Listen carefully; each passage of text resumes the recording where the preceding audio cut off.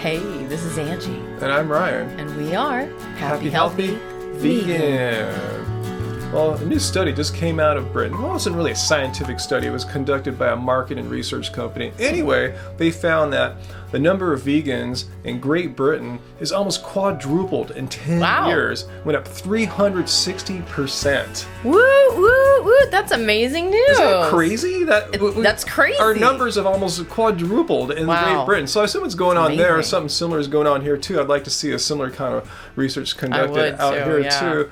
And they're saying this rise is due to people becoming more environmentally conscious and health conscious, and combine that with the fact, like we always talk about here, it's so easy to find vegan food in 2016. I mean, there's all the processed stuff you could find in the markets and the restaurants, but we advertise or advocate more of the whole food, plant-based stuff. Definitely. Either way, you can find all that stuff in markets everywhere now. That's great. I don't know. I think it could be, Klaus and Plant-Based News is really why this has been such a big... You think he's responsible for Great Britain's rise in veganism? Well, and Ollie Breezy and all the rest of the London all the crew. Yeah. Well, strangely said, most vegans, about 88% of them, live in urban areas, and about a quarter, and about 1 out of every 4 vegans in England lives in the London area. Oh, wow. So there is a little bit to do with that. Hey, so maybe the boys are making their influence felt.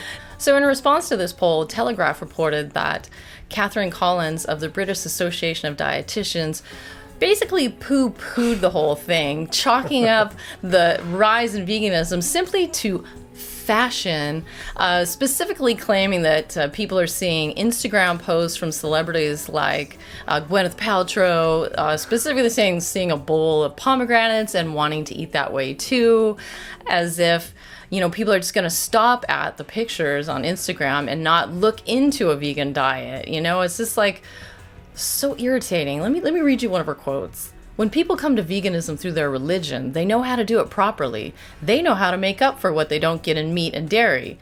First of all, I don't know where she's getting that or what her sources are. Is that based on any kind of scientific study? What? From what religion? But that's often not the case in people becoming vegan today on the basis of pictures they see online. Well, like we were saying, who's just going to see 1 or 2 pictures on Instagram and base their entire plan of going vegan on that? If anything, watch all the pictures of someone you're following on Instagram that's following a plant-based diet. See what they're doing. Follow multiple pictures of people eating a vegan diet. But I know you guys, maybe some of you have actually discovered us through Instagram.com/happyhealthyvegan.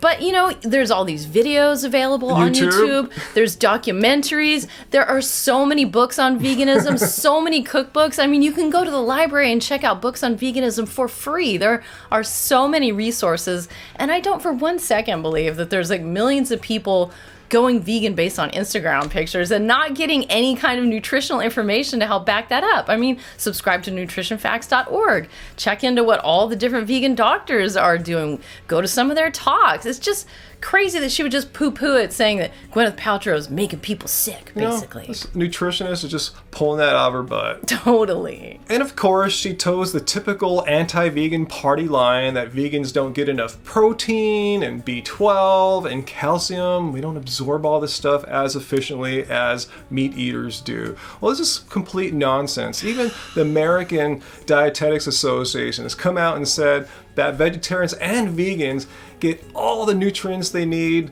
from a plant-based diet for all stages of life, including pregnant women, children, and athletes. Catherine Collins apparently thinks that some pregnant women on a vegan diet can risk the health of their babies. Well, I'm just so glad that not everyone is apparently listening to people like Catherine Collins and other misinformed people in the major media, and that they are actually getting the information and getting the message to go vegan. Yeah, I wish these doctors and dietitians would actually step out of what they learned in nutrition school, whatever they had in nutrition school, and see what's really happening in science. Read How Not to Die by Dr. Greger. Watch his channel, nutritionfacts.org, for all the latest and evidence-based knowledge on diet and health. So leave your comments down below. What do you think about this rise in veganism and the response of this dietitian? Yes, exactly. What's your response to her response? Yeah, actually, share that. Make a video about it. Yeah, that sounds awesome. Like the video if you're into it. Stay subscribed for more content from the two of us here at Happy Healthy Vegan. And until next time, keep it carb, baby. Keep it carb. bananas.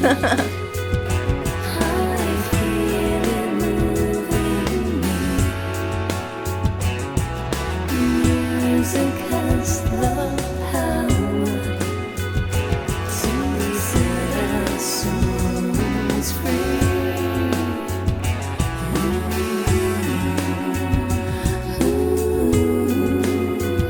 To set our souls free.